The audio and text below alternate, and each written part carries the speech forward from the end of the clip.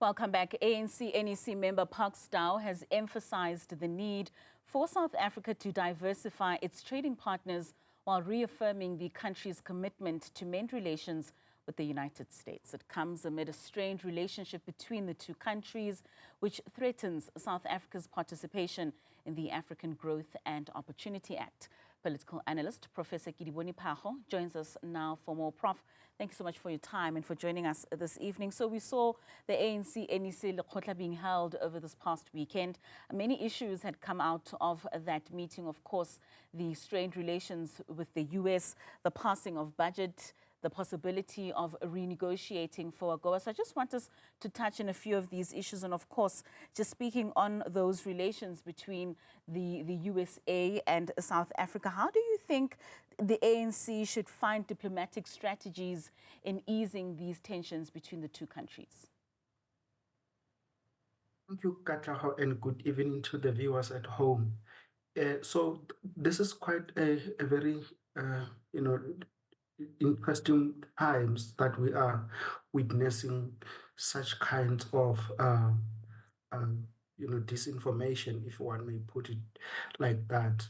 We have seen the likes of AfriForum campaigning, and this campaign is not actually new. It's started largely in the first term of Donald Trump around 2016, 2018. So it's been going on, and I think it's targeted. It's targeted to the kind of politics that Donald Trump, in particular, as the US president, subscribes to. So there are many similar kind of, maybe you say, individuals and even political parties around the world, not only in the US but in Europe and and in Latin America. We saw something like that in Argentina, for example. So this kind of politics looks like it's emerging and it's happening, and it's sort of threatening the kind of geopolitical setups that we have been having. So it requires the ANC to understand those kind of geopolitical context and then find a way of trying to ease tensions. It is not going to be an easy way of trying to talk to Donald Trump, because ideologically they are going to find it very difficult to engage. So you would want to use other diplomatic tactics and channels to try and engage, so that you don't escalate the situation, because from what we see, even the kind of an ambassador that has been nominated to come to South Africa, it would be very easy to escalate the tensions that are already in existence. So you are very correct that ANC in particular, because it looks like the campaign now seeks to target ANC leadership rather than the country. So with AGOA and other trading activities that are happening in South Africa and the US, is quite significant and important, because the government has over many years have reported that South Africa has over 600 US companies that are operating. So you don't want to disrupt that if you still want to maintain some levels of employment. We have a huge challenge as a country, as you know, that our unemployment rates have reached crisis proportions. So it beckons that we need to be very careful in the way we engage, and that we find amicable ways to resolve disputes rather than escalating tensions. Well, I mean, they do say that out of adversity sometimes comes opportunity. And obviously, then Fiscal, being the Trade and Industry Minister, speaking there that we need to look at diversifying some of our trade partnerships. Do you think this is an opportune time?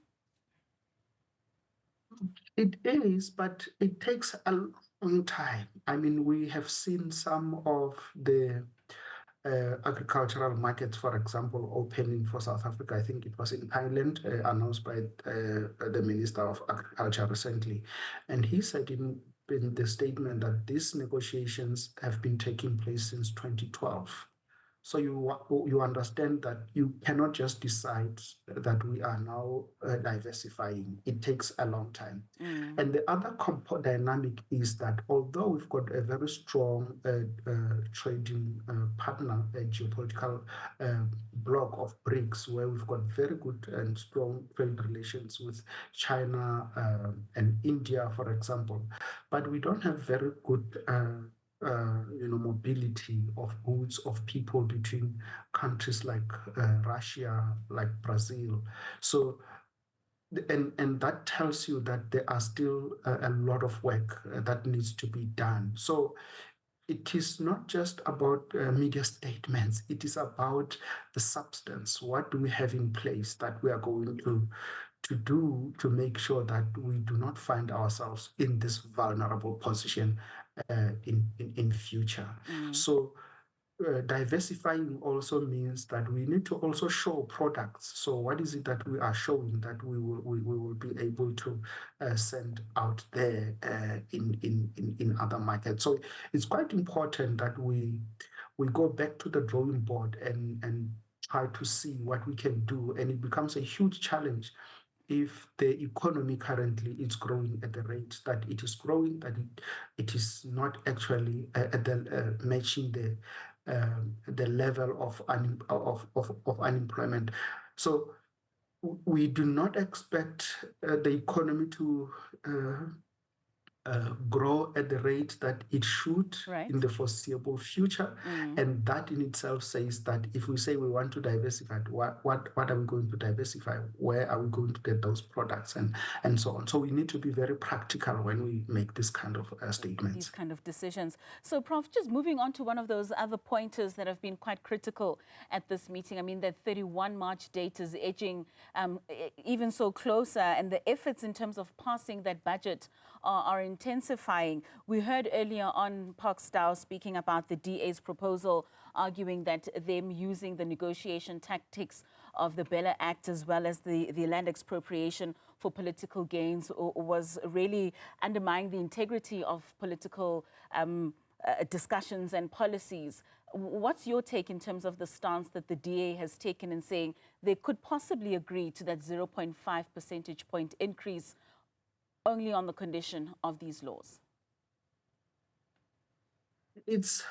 Unfortunately, it is what it is. When you are in a coalition government, you have to do some few trade-offs, unfortunately, and it says that if you are the leading party of the coalition, you must find better and meaningful ways to engage so that you do not find yourself in this position. And we know that globally, the budget process is always the most contested, especially when it comes to the coalition arrangement. So I think ANC needs to prepare better in future so that they are able to engage upfront and make sure that they do not have blockages and pushback from the partners.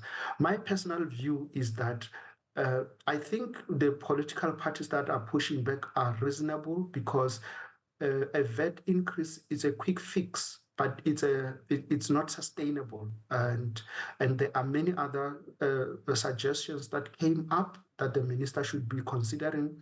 But because they know that they do not have time to factor in those, they want to take a quick fix. It is, I don't think that this VAT increase will benefit even the poor in the way that we are being told. It is not true. It is going to be very costly for the poor because as soon as there are increases, I mean, they are talking about some zero-rated VAT, food items that will be coming out. That is just a fraction, very small fraction of what is going to happen, because the larger part of it is that the businesses it's going to throw all those increases back to the consumer. So there is no way that we should actually even understand the reason why there should be a VAT increase when there are many other opportunities and that the government should be using to consolidate its tax collection efforts and expand the tax base. So I am personally, I support the fact that we need to send the message to the government that you cannot at any given time just think you can raise taxes when the economy is struggling in this way, when we've got high rates of unemployment. Instead of looking at ways of creating employment, attracting investment, they decide the raising of taxes the option. So I think they need to negotiate better. They need to consolidate their efforts. They need to improve their governance efforts in all the various sectors, because when that happens, it will actually help our country towards a proper and positive developmental trajectory. So still on the issue of the budget, Dr. Ramokgopa said there are no parameters in terms of who they are engaging in order to get this budget passed. Is there a likelihood that parties such as the MK Party and the EFF are being spoken to? And would this then set a precedence in the situation that such parties would agree to passing this budget, that the ANC could now rely on them even on future impasses that they would have within the GNU to help them pass certain things that they're looking to gain out of Parliament?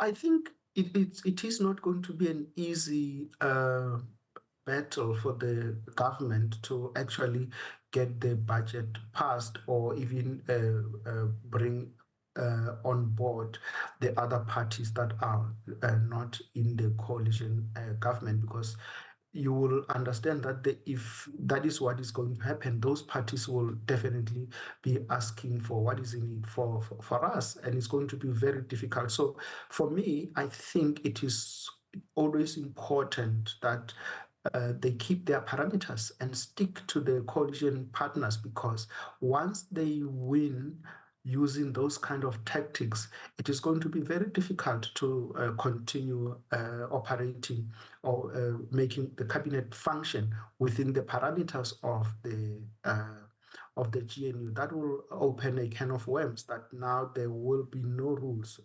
Every member of the cabinet who comes from a different political party will start expressing their own political party policy positions. We don't want that. We want to see a unified cabinet that present a single statement.